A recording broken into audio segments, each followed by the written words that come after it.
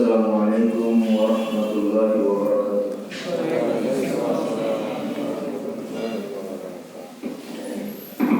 অনুগ্রহপূর্বক নতুন ভাবে সুন্নতের নিয়ত করবেন না, ইনশাআল্লাহ তাআলা পরে সুন্নাত পড়ার সময় দেওয়া হবে।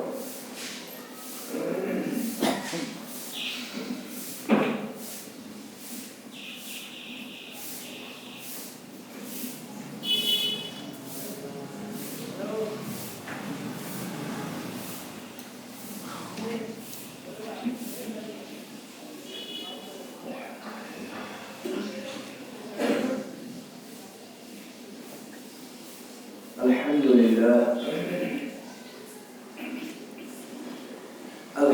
لله نحمده ونستعينه ونستغفره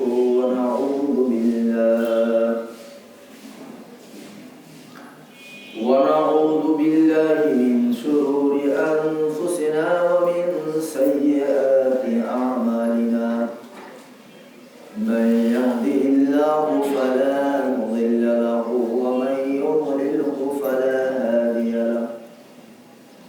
ونشهد أن لا إله إلا الله وحده لا شريك له. ونشهد أن سيدنا ومولانا محمدا عبده ورسوله صلى الله تعالى عليه وعلى آله وأصحابه وبارك وسلم تسليما كثيرا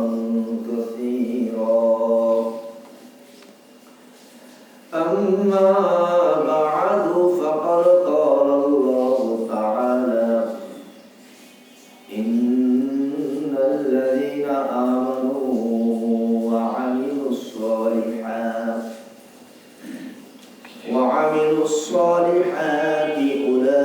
أولئك هم خير البرية جزاؤهم عند ربهم جنات عدن تجري من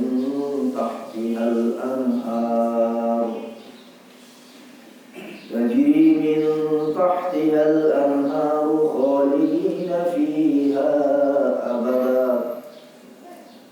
رضي الله عنهم ورضوا عنه ذلك لمن خشي ربه. وقال تعالى: قتل أصحاب الأخدود النار ذات الوقود إذ هم عليها قعود وقال تعالى: إن الذين آمنوا وعملوا الصالحات كانت لهم جنات الفردوس نزلا خالدين فيها أبدا. وقال رسول الله صلى الله عليه وسلم: الإيمان أن تؤمن بالله وملائكته وكتبه ورسله واليوم الآخر وأن تؤمن بالقدر خيره وشره أو كما قال عليه الصلاة والسلام. اللهم صل على محمد وعلى آل محمد كما صليت على إبراهيم وعلى آل إبراهيم إنك حميد مجيد. اللهم بارك على محمد وعلى آل محمد كما باركت على إبراهيم وعلى آل إبراهيم إنك حميد مجيد. সম্মানিত উপস্থিত মুসলিয়ান ইকরাম ভাইরা আমার, আজ জুমাদাল উখরা মাসের 29 তারিখ। আল্লাহ রাব্বুল আলামিন আমাদেরকে মহব্বত করে আদর করে তার দরবারে এনেছেন। আল্লাহ শুকর আদায় করি, আলহামদুলিল্লাহ। ভাইরা আমার, আল্লাহ রাব্বুল আলামিন পবিত্র কোরআনে কারীম এই গোটা বিশ্ববাসীর জীবন পরিচালনার ক্ষেত্রে সকলের জন্য এক সংবিধান করে, এক গাইডলাইন করে আল্লাহ রাব্বুল আলামিন দান করেছেন, যাতে প্রতিটি মানুষ এই কোরআন অনুসরণ করে দুনিয়ায় চলতে পারে। আর এই কোরআন অনুসরণের মাধ্যমে সে পরকালে চিরসুখী হতে পারে। এটি আল্লাহ রাব্বুল আলামিনের কোরআন নাযিল করা আর এই সর্বশেষ উম্মতকে দান করা মুখ্য উদ্দেশ্য। আল্লাহ রাব্বুল আলামিন গোটা মুসলিম জাতির পাশাপাশি গোটা বিশ্বের মানুষকে কোরআন অনুসরণ করে ঈমান আমল নিয়ে দুনিয়া থেকে যাওয়ার তৌফিক দান করুন। আমিন। আজকে আমরা কোরআনকে শুধুমাত্র নিজেদের তেলাওয়াতের জন্য বেছে নিয়েছি। বিষয়টি আসলে এতটুকু নয়। তেলাওয়াত একটি ভিন্ন জিনিস, আর কোরআন জানা, কোরআন বুঝা আর কোরআন জেনে বুঝে তদনুযায়ী চলা একটি ভিন্ন জিনিস। অতএব এই দুটি জিনিসকে এক মনে করা যেমন ঠিক নয়, তবে এরকম এই দুটি জিনিসের মধ্যে থেকে কোনো একটিকে বাদ দেওয়ার কোনো সুযোগ নেই। অর্থাৎ কেউ যদি বলে বুঝেই কোরআন পড়তে হবে, কোরআন বোঝার জন্যই পড়তে হবে, সাধারণ শুধু দেখে তেলাওয়াত করলে কোনো লাভ নেই, ফায়দা নেই, এ কথা যেমন ভুল, তেমন শুধু তেলাওয়াত করলেই চলবে, কোরআন বোঝার জানার প্রয়োজন নেই, এটিও তেমন ভুল। অতএব কোরআন আল্লাহ রাব্বুল আলামিন কোরআনে কারিমে নিজেই বলেছেন, ইন্না আনজালনাহু কুরআনান আরাবিয়্যান লাআল্লাকুম তা'কিলুন আফালা ইয়াতাদাব্বারুনাল কুরআনা মা'আলা কুলুবিন আকফালুহা। আল্লাহ স্পষ্ট ভাষায় বলেছেন, কোরআন আরব ভাষীর কাছে আমি নাযিল করেছি আরবি ভাষায়। কেন? লাআল্লাকুম তা'কিলুন, যাতে তোমরা এটি পড়লেই বুঝতে পারো যে আমি কোরআনে কি বলতে চাই এবং এর বাস্তবায়ন তোমাদের দ্বারা হয়। কেউ যদি কোনো আইন, কোনো নিয়ম, কোনো কানুন না বুঝে সে পালন করতে পারবে না, সে তদনুযায়ী চলতে পারবে না। তাই বোঝার জন্য প্রথম আল্লাহ রাব্বুল আলামিন আরবি ভাষায় এই কোরআনকে নাযিল করেছেন, যে আমি কোরআন নাযিল করলাম আরবি ভাষায়, যাতে আরবরা বুঝে, আরবরা বুঝে তদনুযায়ী তারা চলবে। যখন তদনুযায়ী তারা চলবে, তাদের এই পুরা জীবন চরিত্র দেখে, তাদের দেখা দেখি বিশ্ব মানব শিখবে যে কিভাবে কোরআন অনুযায়ী চলা যায়। তাই কোরআনকে আল্লাহ রাব্বুল আলামিন সাহাবায়ে কেরামের সামনে তুলে ধরেছেন, সাহাবায়ে কেরামের বাস্তব চিত্র আমাদের সামনে তুলে ধরেছেন, আর গোটা বিশ্বের মানুষ সাহাবায়ে কেরামের জীবনী অনুসরণ করে চলতেছেন। এটি হলো কোরআনের আসল বাস্তবতা। কারণ আল্লাহ রাব্বুল আলামিন তো জানেন যে কোরআন আরবরা যতটা ভালো বুঝবে, আজমরা অর্থাৎ অনারবরা অতটা ভালো বুঝবে না। আমরা কোরআন বুঝতে আমাদের বহু কষ্ট হবে। আমরা 18 বছর 20 বছর এই কোরআনের লাইনে মেহনত করে, কোরআনের লাইনে লেখাপড়া করে, কোরআন বোঝার চেষ্টা করে আজকেও আমরা কেউ দাবি করতে পারি না যে কোরআন আমরা বুঝে ফেলেছি। কেন? আমরা আরবি নই, আমাদের ভাষা আরবি নয়, আমরা আজমি অনারব মানুষ। অতএব আমাদেরকে ওই ভাষার সমস্ত কিছু বুঝতে হবে। কোরআন বোঝার জন্য হযরতে মুফাসসিরিনে ইকরাম রাহিমাহুল্লাহ তারা বলেছেন যে কমপক্ষে 12টি ইলম জানতে হয়। একজন মানুষকে 12টি জ্ঞান অর্জন হলে সে কোরআন বুঝতে সক্ষম হয়, নতুবা সে কোরআন বুঝতে পারে। আর কতজন মানুষ আমরা আছি যারা আমরা 12টি জ্ঞান পারদর্শী? আমরা যারা আলেম হিসাবে দাবি করি, আমরাই তো 12 জ্ঞানে পারদর্শী নই। অতএব সাধারণ মানুষ তো দূরের কথা। সাধারণ মানুষ কোরআন মানবে কিভাবে? কোরআন মানার সহজ উপায় হলো এই যে সে কোরআন বুঝবে, পড়বে, ঠিক আছে সবকিছু, কিন্তু বাস্তব অনুশীলন হলো সাহাবায়ে কেরামের জন্য। নবী আকরাম সাল্লাল্লাহু আলাইহি ওয়াসাল্লামের উপরে কোরআন নাযিল হচ্ছে, আর সাথে সাথে সাহাবায়ে কেরাম সেটার উপর আমল শুরু করেছেন। হ্যাঁ, আল্লাহ এখানে এরকম বলেছেন, এটা এই অর্থ, এটা এই ব্যাখ্যা, অনুযায়ী আমরা চলব।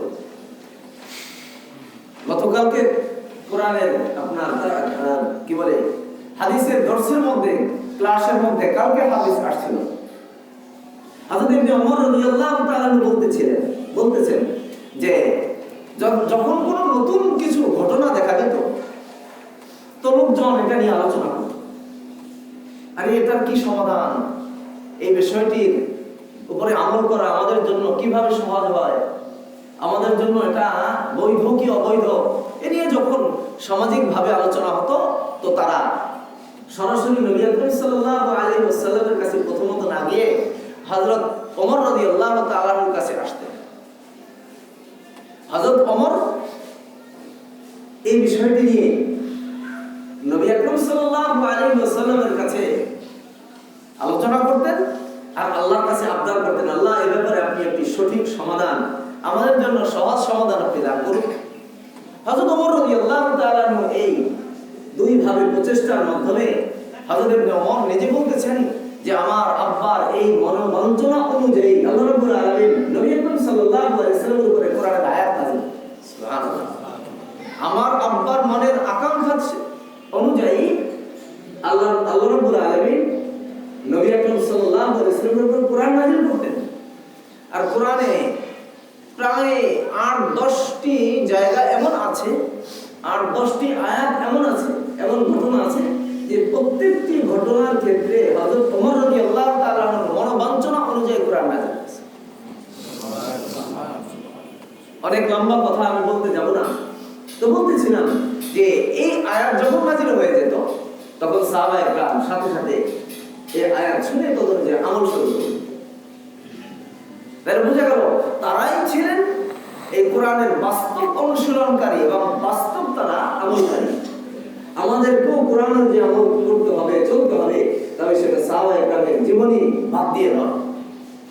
তাদেরকে বাদ দিলে তো আমাদের শরীয়তে থাকবে, আমাদের ধর্মের ভিত্তি থাকবে, আমাদের এই ইসলামের কোনো অস্তিত্বই থাকবে না। কারণ ইসলাম সরাসরি সাহাবায়ে কেরামকে বাদ দিয়ে নবীজি থেকে অন্য কারো কাছেই পৌঁছে। ইসলাম নবী আকরাম সাল্লাল্লাহু আলাইহি ওয়াসাল্লামের মাধ্যমে সাহাবায়ে কেরামের মাধ্যম হয়ে গোটা বিশ্বে ছড়িয়েছে। অতএব কেউ যদি বলে আমি আল্লাহ রাসূল সাল্লাল্লাহু আলাইহি ওয়াসাল্লামের পদাঙ্ক অনুসরণ করব, আমি সাহাবায়ে কেরামের জীবনী কেন দেখতে যাব, তাদের কথা আমাকে কেন মানতে হবে, আমি তাদেরকে কেন অনুসরণ করব, এই কেন জবাব হলো এই যে আপনি ইসলাম থেকে বিচ্যুত হয়ে যাবেন, ইসলাম থেকে আপনি দূরে সরে যাবেন। ইসলামের ধারে যাওয়া তো দূরের কথা, ইসলাম থেকে আপনি হাজার লক্ষ কোটি মাইল আপনি দূরে সরে যাবেন। কারণ আপনি সরাসরি আল্লাহ রাসূল সাল্লাল্লাহু আলাইহি ওয়াসাল্লাম থেকে কোন একটি বাণীও শুনেননি, আপনি পাননি। আপনি পেয়েছেন আপনার পূর্বসূরি থেকে, আপনার পূর্বসূরিরা পেয়েছে তাদের পূর্বসূরি থেকে, তারা পেয়েছেন তাদের পূর্বসূরি থেকে, এভাবে হতে হতে হতে হতে তাবেঈনরা পেয়েছেন, তাবেঈন থেকে তাবেঈনরা পেয়েছেন সাহাবায়ে কেরাম থেকে, সাহাবায়ে কেরাম পেয়েছেন আল্লাহ রাসূল, আল্লাহ রাসূল পেয়েছেন জিবরাইল থেকে, জিবরাইল পেয়েছেন স্বয়ং আল্লাহ রাব্বুল আলামিন, সুবহানাল্লাহ। অতএব এখানে কাউকে বাদ দিয়ে নিজেকে ইসলামের বড় দাবিদার করা আর বড় অনুসারী দাবি করা আর মুমিন মুত্তাকি হওয়ার দাবি করার কোনো সুযোগ নেই। ভাইরা আমাদেরকে বিষয়টি গভীরভাবে বোঝার প্রয়োজন। আমরা অনেক সময় ভুল ভ্রান্তিতে আমরা সাহাবায়ে কেরামের ব্যাপারে বিভিন্ন মন্তব্য করি, আবার তাদেরকে এড়িয়ে যাওয়ার চেষ্টা করি। এই ধরনের আমাদের উদ্ধত্ত আচরণ ধর্মের ক্ষেত্রে কখনোই কাম্য নয় এবং কখনোই এটা আমাদের জন্য শুভ নয়, বরং আমাদের সকলের জন্য এটা অশুভ। আল্লাহ আমাদের সকলকে বুঝে চলার তৌফিক দান করুন। বলতেছিলাম যে আল্লাহ রাব্বুল আলামিন কোরআনে কারিমে আমাদেরকে আমাদের জীবন বিধান দিয়েছেন। আমি কোন জিনিসকে সর্বোচ্চ কোথায় নেব, সেই জিনিসকে পাওয়ার জন্য আমাকে কি করতে হবে? আল্লাহ রাব্বুল আলামিন বলেন ওয়ামাল হায়াতুদ দুনিয়া ইল্লা মাতাউল গুরুর। হে বিশ্ববাসী শুনে রাখো, তোমাদের এই দুনিয়াবী জীবন এটি একটি ধোঁকা ছাড়া কিছুই নয়। ওয়ামাল হায়াতুদ দুনিয়া ফিল আখিরাতি ইল্লা কলিল। আল্লাহ বলেন শুনো, এই দুনিয়ার যত চাকচিক্য আর রং তামাশা তুমি দেখো না কেন, এগুলো পরকালের তুলনায় সামান্য তুচ্ছ জিনিস ছাড়া আর কিছুই নয়। বাল তুসিরুনাল হায়াতাদ দুনিয়া ওয়াল আখিরাতু খায়রুন ওয়া আবকা। তোমরা দুনিয়ার জীবনকে প্রাধান্য দিচ্ছ, শোনো দুনিয়ার তুলনায় পরকালের জীবন, জান্নাতি জীবন চিরস্থায়ী এবং অতি মহা উত্তম। অতএব সেই পরকালই তোমার লক্ষ্যবস্তু হওয়া উচিত, দুনিয়ার পিছনে তোমাকে পড়া উচিত নয়। তবে হ্যাঁ, দুনিয়ার পাশাপাশি যদি কারো পরকাল সামনে থাকে, পরকালকে সে ভুলে না যায়, তবে দুনিয়া নিয়ে চলা তার জন্য দোষণীয় নয়। এজন্য ভাইয়েরা আমার, আল্লাহ রাব্বুল আলামিন আমাদেরকে পরকালের আহ্বান করতেছেন। সেই পরকালে যাওয়ার জন্য আমি বলেছিলাম দুটি জিনিস অতি জরুরি। একটির নাম হলো ঈমান, আরেকটির নাম হলো নেক আমল। ইন্নাল্লাযীনা আমানু ওয়া আমিলুস সালিহাতি কানাত লাহুম জান্নাতুল ফিরদাউসি নুজুলা। যারা দুটি জিনিস নিয়ে আসবে আমি আল্লাহর দরবারে, একটির নাম ঈমান, আরেকটির নাম আমলে সালেহ, সৎ কর্ম, আমি আল্লাহ রাব্বুল আলামিন জান্নাতুল ফিরদাউস তাদের মেহমানখানা হিসেবে প্রস্তুত করে রেখেছি। সুবহানাল্লাহ। ইন্নাল্লাযীনা আমানু ওয়া আমিলুস সালিহাতি উলাইকা হুম খায়রুল বারিয়া। যারা ঈমান নিয়ে আর সৎ কর্ম নিয়ে আমি আল্লাহর দরবারে আসবে, দুনিয়ায় শুধু নয়, কিয়ামতের ময়দানে আমি বিশ্বের সমস্ত মানুষের মধ্যে তাদেরকে আমি শ্রেষ্ঠ হিসেবে ঘোষণা দিব। জাযাউহুম জান্নাতু আদনিন তাজরি মিন তাহতিহাল আনহারু খালিদিনা ফিহা আবাদা। তাদের এই দুই কর্মের পুরস্কার হবে যে আমি চিরস্থায়ী এক এমন জান্নাত দিব যেখান থেকে তারা বের হওয়ার চিন্তাও কোনোদিন করবে না। সুবহানাল্লাহ। আল্লাহ আমাদের সকলকে তৌফিক দান করুন। আমিন। হ্যাঁ আমার আল্লাহ রাসূল সাল্লাল্লাহু আলাইহি ওয়াসাল্লাম কোরআনে কারীমের একটি সূরা কয়েকটি আয়াতের তাফসীর করেছেন, ব্যাখ্যা করেছেন। তিরমিজি শরীফ দ্বিতীয় খণ্ডের 171 নম্বর পৃষ্ঠা। আল্লাহ রাব্বুল আলামিন একটি ঘটনা বর্ণনা করেছেন কোরআনে কারীমে, আল্লাহ রাসূল সেটার ব্যাখ্যা দিয়েছেন হাদিসে। যে ঈমান কত দামি জিনিস এবং ঈমানকে নিয়ে পরকালে যাওয়া কত সৌভাগ্যের ব্যাপার।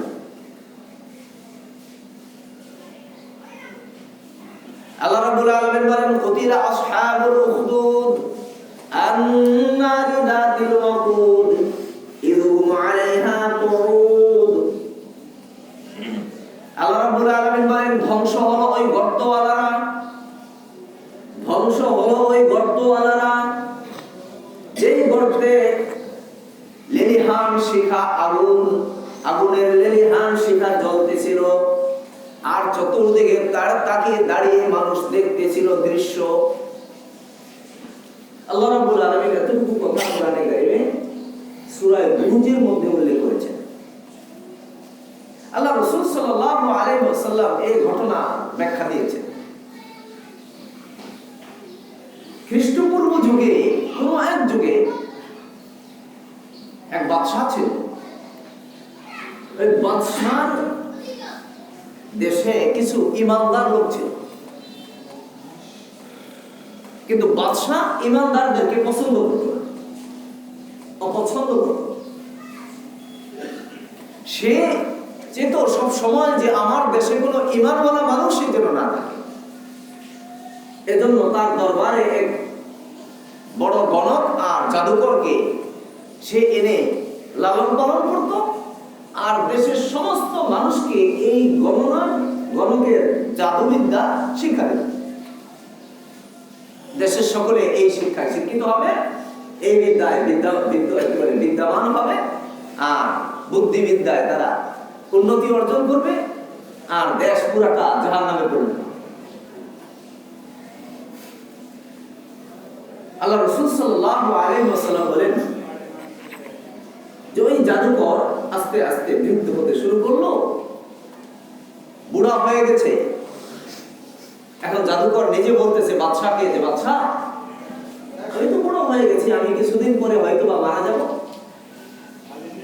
আপনি একটি ছেলে খুঁজে আমাকে দিন, যে ছেলেটি অত্যন্ত মেধাবী হবে, অত্যন্ত বিচক্ষণ হবে, অত্যন্ত বুদ্ধিমান হবে, অত্যন্ত সে বুঝমান হবে, এমন একটি ছেলে কিশোর আমাকে সংগ্রহ করে দিয়ে আমি তাকে আমার এই পুরা বিদ্যা শিক্ষা দেব। কারণ আমি চলে গেলে এই বিদ্যাও শেষ হয়ে যাবে, তা আপনার রাজ্য চলবে কি? বাদশাহ বলল ঠিক আছে। এরকম একটি ছেলে আমরা খুঁজে দেখতেছি। এরকম একটি যুবক খুঁজে বাদশাহ এই গণকের কাছে নিয়ে গেল, আর গণক পেয়ে বড় খুশি, খুব মেধাবী, বুদ্ধিমান, বিচক্ষণ। এখন ওই গণক ওই যুবককে তার বিদ্যা শিক্ষা দিচ্ছে। বিদ্যা শিখতেছে, যুবক শিখতেছে শিখতেছে, প্রতিদিন নিজের বাড়ি থেকে এই গণকের কাছে আসে আর বিদ্যা শিক্ষা করে আবার বাড়িতে ফিরে যায়। এভাবে তার আসা যাওয়া চলতেছে, শিখতেছে। ঘটনাক্রমে একদিন এই যুবক আসার পথে দেখলো যে এক রাহেব আরবি ভাষা, বাংলা ভাষায় এর নাম হলো ধর্মযাজক। হয়তো তখন খ্রিস্ট ধর্ম ছিল, তাই ধর্মযাজক পথিমধ্যে তার একটি গির্জাও আছে ওখানে। সে গির্জার মধ্যে কি যেন মানুষকে শিখায়। এই যুবক চিন্তা করলো যে এই ধর্মযাজক আবার এখানে কি শিখায়, আমি একটু দেখি। গিয়ে দেখলো যে ধর্মযাজক কিছু কথা এমন শিক্ষা দেয় যার মিল নেই ওই জাদুকরের সাথে, আর ওই গণকের কথার সাথে কোনো মিল নেই, সম্পূর্ণ এলোমেলো, দিন রাতের ব্যাপার। যুবক চিন্তা করলো তাহলে আমি দেখি যে এখানে কি শিক্ষা দেয়, আমি একটু শিখি। ও ওখানে বসে শিখতে শুরু করলো। তো দেখলো যে জাদুকর তো বহুত্ববাদের শিক্ষা দেয়, যে আল্লাহ এক না, আল্লাহ বহু। নাউযুবিল্লাহ। সৃষ্টিকর্তা বহুজন। যেমন ইহুদিরা বলে 2 জন, খ্রিস্টানরা বলে 3 জন, হিন্দুরা বলে 13 কোটি, মুসলমানরা বলে 1 জন। মুসলমান বলে 1 জন। তাহলে আপনি আসুন, এখন দেখতেছে যে সে বহুত্ববাদে বিদ্যা শিক্ষা দেয়। আর এই রাহেব, এই ধর্মযাজক, সে একত্ববাদের শিক্ষা দেয়। আল্লাহ এক, অদ্বিতীয়, তার কোনো শরীক নাই, তার কোনো অংশীদার নেই, তিনি সর্বময় ক্ষমতার মালিক। যেই বিশ্বাসী আমরাও বিশ্বাসী, এবং যেই ইসলামে আমরা বিশ্বাসী, সর্বযুগে হযরত আদম আলাইহিস সালাম থেকে শুরু করে আমাদের নবী, আমাদের এই উম্মত পর্যন্ত সর্বযুগের সমস্ত নবীদের একই শিক্ষা ছিল। সেই শিক্ষা ছিল এই একত্ববাদের শিক্ষা। কোন যুগে কোন নবীর শিক্ষা এর বাইরে ছিল না। হয়তোবা কিছু মানুষ মেনেছে, কিছু মানুষ মানেনি, সে কথা ভিন্ন, তবে সমস্ত নবীদের শিক্ষা একই ছিল। কুলু লা ইলাহা ইল্লাল্লাহ তুফলিহু। সমস্ত নবীদের আহ্বান ছিল তোমরা বলো লা ইলাহা ইল্লাল্লাহ তুফলিহু। এক আল্লাহ আমরা বিশ্বাসী, এই আল্লাহ ছাড়া কোনো মাবুদ নেই। যদি এতটুকু তোমরা বলতে পারো, আল্লাহর নবী বলেন যে তারা এই কথাও ঘোষণা দিতেন, তুফলিহু, তোমরা দুনিয়াও কামিয়াব, পরকালেও কামিয়াব। ভাইরা আমার, আমাদের সামনে মসজিদে দানের রুমাল আসছে, আমরা যে যা দান করবো হাতে হাতে নিয়ে নেই।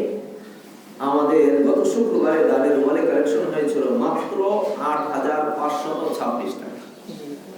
খুবই দুঃখের কথা, আফসোসের কথা যে যেখানে আমরা ১৩,০০০ টাকা পর্যন্ত দানের রুমালে পেয়েছি, আর গত শুক্রবারে আমাদের এই দানের পরিমাণ নেমে মাত্র ৮,০০০-এ চলে আসছে।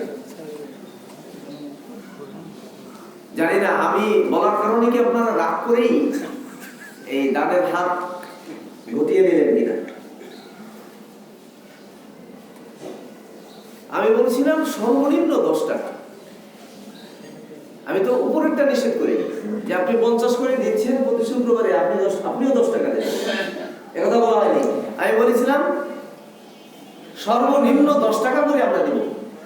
উপরে যে যা দিচ্ছি তা আল্লাহ চাহে আরো বাড়াবো, কিন্তু আমার মনে হচ্ছে যে ওই পরিমাণ দেখে যে এবার মনে হয় ইমাম সাহেবের কথার কারণে সবাই যারা 50 দিতাম 100 দিতাম তারাও মনে হয় 10 শুরু করে দিয়েছে। না হয় 8,000 13,000 থেকে 8,000 নামে কি হবে, কাছাকাছি তো থাকবে। অতএব ভাইয়েরা আমার, আমি আল্লাহর ঘরের জন্য বলছি, আমার ব্যক্তিগত কোনো এখানে স্বার্থ নেই, আমার কোনো এখানে লজ্জা শরমের বিষয় না, আর আপনাদেরও লজ্জা শরমের বিষয় না। আল্লাহ রাব্বুল আলামিনের ঘর চলার জন্য, চালানোর জন্য, এর ব্যবস্থাপনার জন্য প্রচুর খরচের প্রয়োজন আপনারা দেখেন, জানেন, বুঝেন। তাই আপনারা মেহেরবানি করে এই দানের রুমালে হাত প্রসারিত করুন। এই দানের রুমালে আমরা যে যতটুকু পূর্বে দিতাম এর চেয়ে একটু বাড়িয়ে দেওয়ার আমরা চেষ্টা করি। আর আমি ওই সমস্ত ভাইদের ক্ষেত্রে বলেছিলাম যারা আসলেই পূর্ব থেকে দেয়নি বা কখনো দেই না, তাদেরকে বলেছিলাম যে কমপক্ষে আমরা 10টা টাকা করে শুক্রবারে দেই। আমার পিছনে তো এই মসজিদের বিদ্যুৎও খরচ হয়, আমার পিছনে পানিও খরচ হয়, আমার পিছনে অনেক আঞ্জাম করতে হয়। অতএব আমি প্রতি শুক্রবারে 10 টাকা দিলে আমার বড় ক্ষতি হয়ে যাবে তা না, আমার টাকা কমে যাবে তা না, বরং হতে পারে আল্লাহ রাব্বুল আলামিন এই 10 টাকার বদৌলতে আমাকে 10,000 10 লাখ টাকার বিপদ থেকে আল্লাহ রক্ষা করবেন। আল্লাহ কবুল করুন, আমিন। কত জায়গায় কত টাকা এলোমেলো আমাদের খরচ হয়ে যায়, আমরা জানিও না, বুঝিও না। আমাদের চিন্তার বাহিরেও অনেক টাকা আমাদেরকে অনেক সময় খরচ করতে হয়। হয়তো আল্লাহ রাব্বুল আলামিন ওই সমস্ত খরচ থেকে আপনাকে আমাকে রক্ষা অবশ্যই করবেন, এই আশায় আমরা প্রতি শুক্রবারে যারা কম দেই বা দেই না তারা কমপক্ষে 10 টাকা আমরা দিই। আর যারা বেশি বেশি দিচ্ছি আলহামদুলিল্লাহ, আগে থেকে আমার জনমতে এই দানের রুমালে 1000 টাকার নোটও একাধিক এসেছে, কখনো কখনো 1000 টাকার নোট এসেছে, আবার 500 টাকার নোট তো 4, 5, 6টা পর্যন্ত আমরা পেয়েছি। কিন্তু ইদানিং দেখা যায় যে এই পরিমাণটা কমে আসছে। এজন্য আমি অনুরোধ করব সর্বস্তরের মুসলিম ভাইদেরকে যে আপনারা মেহেরবানি করে দানের হাতকে সংকুচিত না করে দানের হাতকে প্রসারিত করুন। আল্লাহ অবশ্যই আমাদের, আল্লাহকে খুশি করলে আমাদেরকে আল্লাহ খুশি করবেন। আল্লাহর ঘরে দিলে আল্লাহ আমাদেরকে বরকত দিবেন। ইন তানসুরুল্লাহ ইয়ানসুরুকুম, আল্লাহর নিজের ওয়াদা যে তোমরা আমার দ্বীনি কাজে সহযোগিতা করো, আমি আল্লাহ তোমাদের কাজে সহযোগিতা করব। অতএব আমার কল্যাণের জন্য, আমার ভালোর জন্য আমি আল্লাহর ঘরে দান করবো। আল্লাহ আমাদের সকলকে তৌফিক দান করুন। ভাইরা আমার, তো বলতেছিলাম যুবক এবার রাহেবের কাছে দেখছে একাত্মবাদের শিক্ষা দিচ্ছে। এখন সে চিন্তা করলো তাহলে এই বিদ্যাটাও আমি শিখি। সে শিখতেছে, আবার কাহিনীর কাছেও যাচ্ছে, জাদুকরের কাছেও যাচ্ছে, ওখানেও শিখতেছে।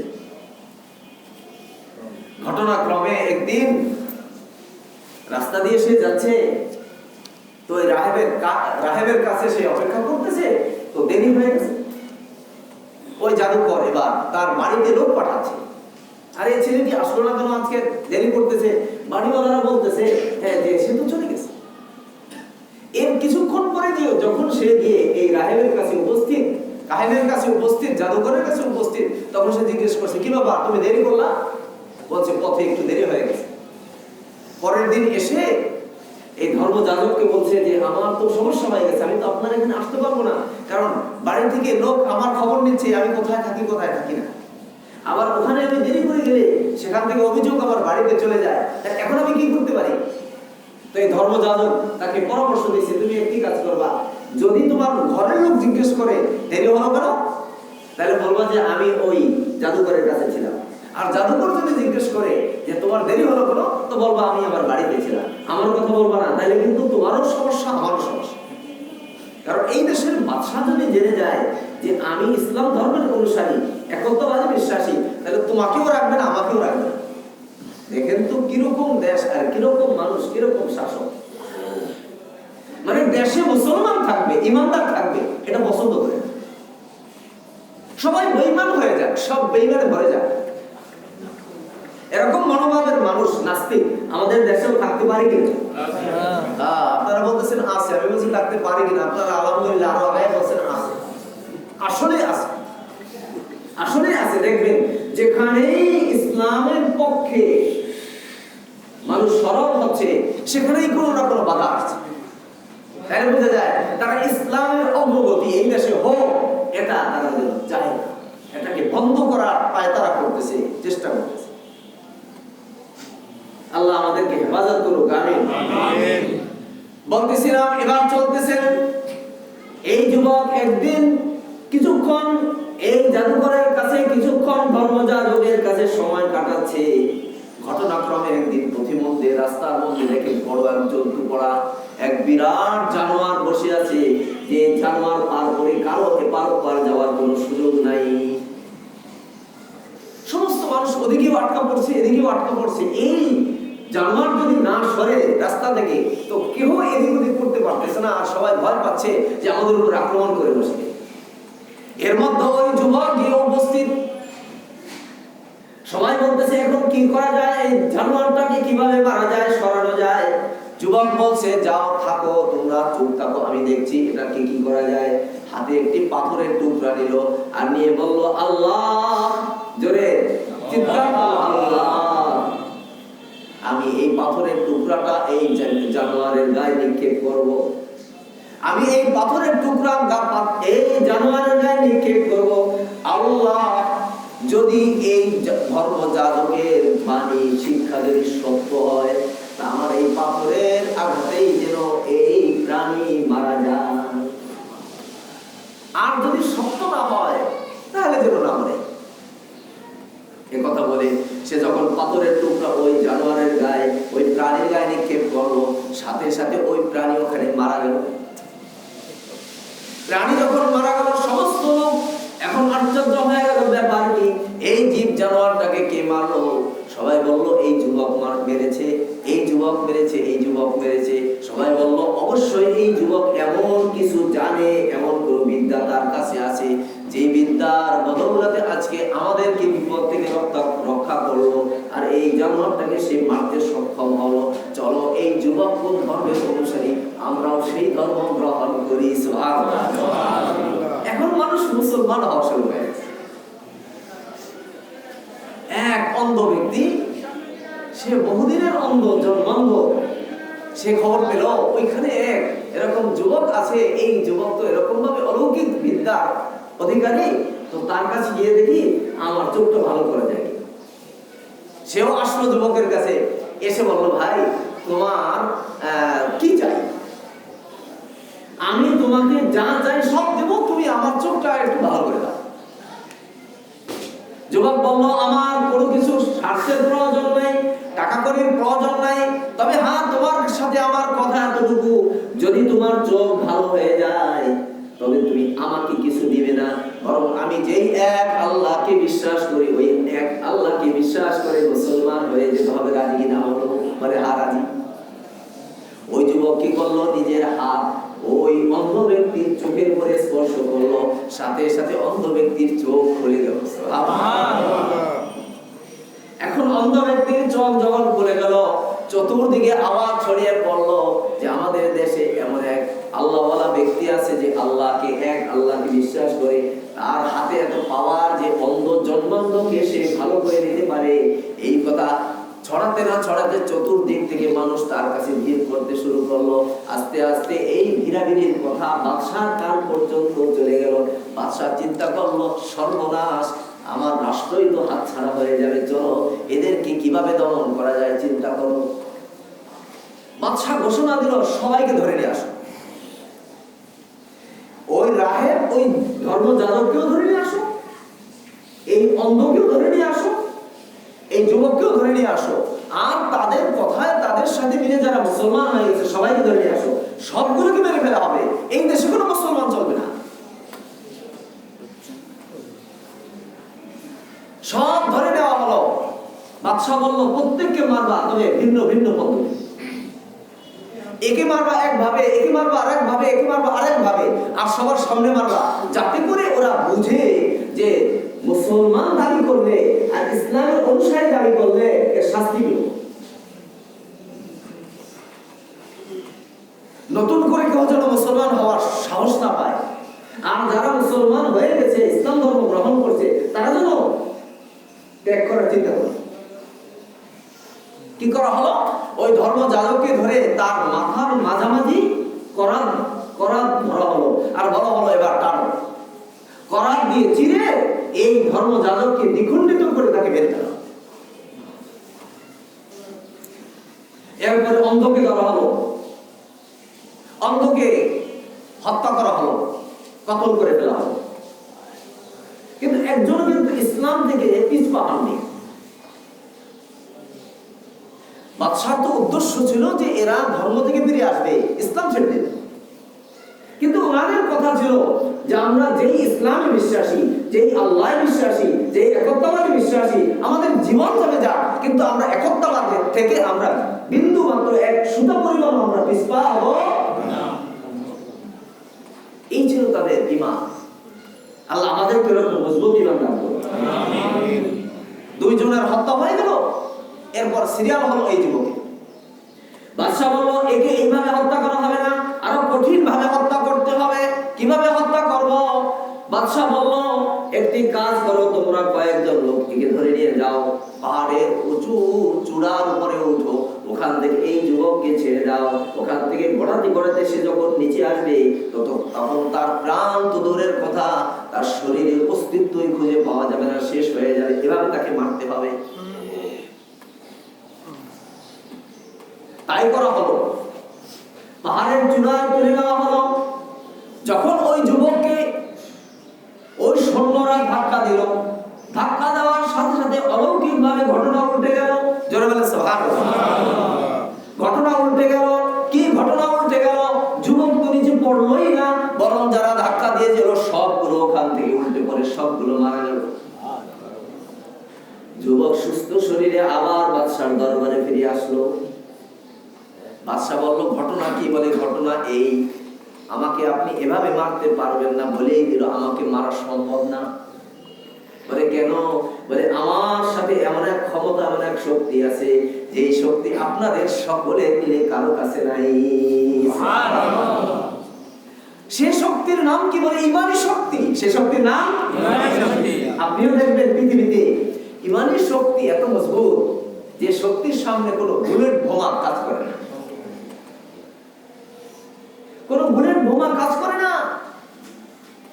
অনেক জালেম শাসকরা অনেক আল্লাহ ওয়ালাদেরকে এরকম নির্যাতন করার চেষ্টা করেছে, কিন্তু তাদের বন্দুক কাজ করেনি, ব্যর্থ হয়ে গেছে, ব্যর্থ হয়ে গেছে।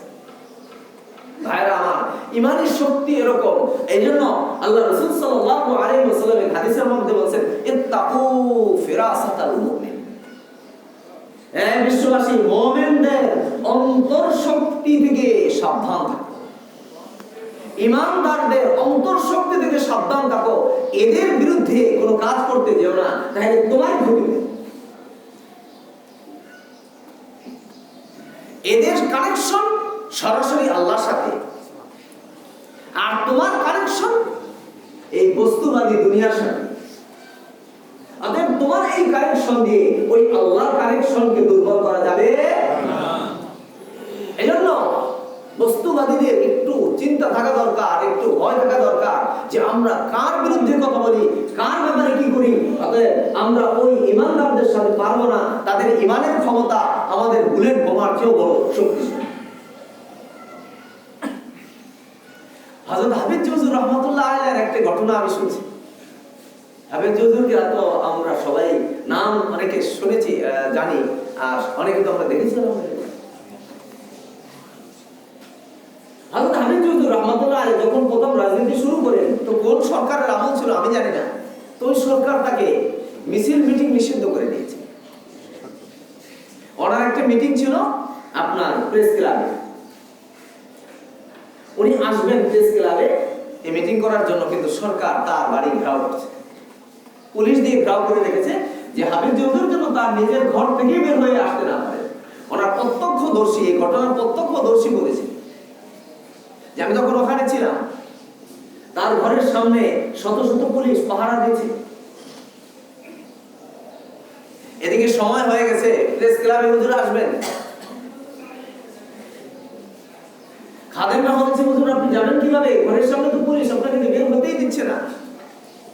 হুজুর বলছেন কোনো কিছুর দরকার নাই। আল্লাহ রাসূল সাল্লাল্লাহু আলাইহি ওয়াসাল্লাম একটি কথা বলেছেন হাদিসের মধ্যে, তোমরা জানো না? কথাটি হলো এই, আল উযু সিলাহুল মুমিন, ওযু হলো মুমিনের সবচেয়ে বড় হাতিয়ার। সুবহানাল্লাহ। ওযু, ওযু নামাজের ওযু বলেছেন, ওযু হলো মুমিনের সবচেয়ে বড় হাতিয়ার। হাদিস তোমার বিশ্বাস করো না নবীর কথা? যদি বিশ্বাস না করো বদনায় পানি নিয়ে আসো। বললেন না সুবহানাল্লাহ? ইমানদারদের শক্তি কত বড় দেখেন। আমাদের দেশের আল্লাহর ওলি বুজুর্গ হযরত হাবিব হুজুর রাহমাতুল্লাহি আলাইহি ওযুর পানি আনা হলো, ওযু করলেন, খাদেমকে বললেন একটা রিকশা নিয়ে আসো। তখন উনি কামরাঙ্গীচরে বসবাস করেন। একটা রিকশা নিয়ে আসো আমার ঘরের দরওয়াজায়। রিকশা আনা হলো, হুজুর বললেন চলো। বললেন হুজুর আপনি রিকশায় উঠবেন কিভাবে? পুলিশ তো আপনার ঘরের গেট বন্ধ করে রেখেছে। হুজুর বললেন চলো দেখা যাক কি হয়। হুজুর ওযু করে 2 রাকাত নামাজ পড়ে নিচে নামলেন আর আস্তে করে রিকশায় উঠলেন, পুলিশ তাকে রাস্তা দিয়ে দিল। সুবহানাল্লাহ। একটি পুলিশ জিজ্ঞাসা করলেন না হুজুর যাবেন কোথায়? এই সুযোগ ছিল না। হুজুরকে বরং তারা সরে গিয়ে রাস্তা করে দিয়ে হুজুরকে যাওয়ার ব্যবস্থা করে দিলেন। হুজুর প্রেস ক্লাব আসলেন, মিটিং করলেন, কথা শেষ। এদিকে সরকারের পক্ষ থেকে উপরস্থ কর্মকর্তারা এবার অর্ডার দিল, কি ব্যাপার? হুজুরের বাড়ি ঘেরাও করার নির্দেশ ছিল, তোমরা কি করছো? আমরা তো হুজুরের বাড়ি ঘেরাও করে রেখেছি, তাহলে হুজুর এখানে আসলেন কিভাবে? বলে এটা আমরা বলতে পারি না। সুবহানাল্লাহ। হুজুর কিভাবে গেলেন আমরা বলতে পারি না। ওয়াশাহাতিল ওযু, হযরত রাসূল আকরাম সাল্লাল্লাহু আলাইহি ওয়াসাল্লাম যখন মক্কা থেকে মদিনায় রওনা করতেছেন তখন আল্লাহ রাসূল সাল্লাল্লাহু আলাইহি ওয়াসাল্লাম হাতের মুঠোর মধ্যে কিছু ধুলাবালি হাতে নিয়ে পড়েছিলেন। ওয়াশাহাতিল ওযু এই শব্দ পড়ে আল্লাহ রাসূল যখন ধুলাবালিতে দম করলেন, দম করে যখন এরকম নিক্ষেপ করলেন তো যত ওই পাহারাদাররা ছিল, কাফেররা ছিল, নবীর ঘরের চতুর্দিকে প্রত্যেকের চোখের মধ্যে গিয়ে এই ধুলা এমন ভাবে ঢুকলো যে ওরা চোখ রক্তাতে রক্তাতে আল্লাহ রাসূল ওখান থেকে বের হয়ে চলে গেলেন। সুবহানাল্লাহ। কেউ দেখলোই না যে নবীজি কখন বের হয়ে গেছেন। সকালবেলা ঘরের দিকে ইয়া মুহাম্মদ কই গেলেন? দেখেন হযরত আলী রাদিয়াল্লাহু তাআলা ঘুমানো, মুহাম্মদ সাল্লাল্লাহু আলাইহি ওয়াসাল্লাম নাই, উনি বের হয়ে গেছেন। এর নাম হলো ফেরাসাতে মুমিন, মুমিনের অন্তর্দৃষ্টি। ভাইরা আমার, আমরা যে যাই মনে করি আর যে যাই বলি না কেন, এই ফেরাসাতে মুমিন, মুমিনের অন্তর্দৃষ্টি এখনো ঈমানদারদের মধ্যে আছে না নাই? আছে। এটা নিয়ে ঈমানদাররা বিজয়ী হবে ইনশাআল্লাহ। আর বেঈমানদের বিরুদ্ধে যতই চেষ্টা করো কোনোদিনই কামিয়াব হবে না। এটাই আল্লাহর ঘোষণা। বলতেছিলাম তো এক পর্যায়ে সমস্ত মানুষ মুমিন হয়ে গেল, অনেক মানুষ ঈমানদার হয়ে গেল, আর বাদশাহ এভাবে শাস্তি দেওয়া শুরু করল। যখন পাহাড় থেকে ফেলে তাকে মারা গেল না, তখন বাদশাহ তাকে দ্বিতীয় পদ্ধতিতে মারার চেষ্টা করল। আল্লাহ রাব্বুল আলামিন তৌফিক দিলে আমরা আগামীতে কথা শুনবো। আজকে যা শুনেছি আল্লাহ রাব্বুল আলামিন আমাদের আমল করার তৌফিক। আমাদের মাঝ থেকে আমাদের এক মুরব্বী আপনারা শুনেছেন, দীর্ঘ কয়েক সপ্তাহ যাবত যার জন্য আমরা দোয়া করে আসতেছিলাম, আমাদের মসজিদ কমিটির সম্মানিত উপদেষ্টা